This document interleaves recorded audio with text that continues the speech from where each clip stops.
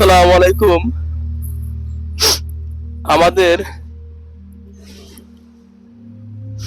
আমাদের মাঝ থেকে হারিয়ে গেছেন দেশ নেত্রী, দেশের একজন গার্জিয়ান খালেদা জিয়া। উনি দেশের জন্য, জনগণের জন্য, মানুষের জন্য অনেক কষ্ট করেছেন।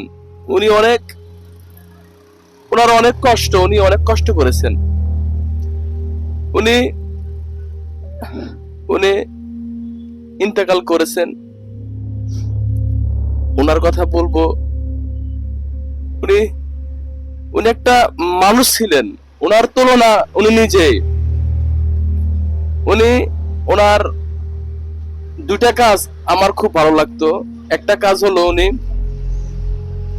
জীবনে কোনোদিন ইসলাম বিরোধী করেন নাই। উনি ইসলামের পক্ষে ছিলেন। উনি ইসলামকে ভীষণ ভালোবাসতেন।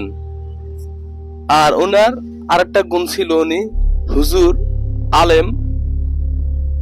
উনি হুজুরদেরকে খুব ভালোবাসতেন, হুজুরদের পক্ষ ছিলেন, আলেমের ভক্ত ছিলেন। উনি ইসলাম উনি ইসলামকে ভালোবাসতেন আর হুজুরদের পক্ষে থাকতেন। ওনার এই দুটা গুণ আমার সারা জীবন মনে থাকবে। ওনাকে অনেক কষ্ট দিছে, উনি অনেক কষ্ট করেছেন। উনি একটা কথা বলেছেন, দেশের বাইরে আমার কোনো ঠিকানা নেই, দেশটাই ওনার ঠিকানা। এ দেশের মাটি ওনার ঠিকানা, এ দেশের মানুষ ওনার ওনার ঠিকানা। আল্লাহ ওনাকে বেহেশতে নসিব করুক। আল্লাহ খালেদা জিয়াকে জান্নাতের বাসিন্দা করুক।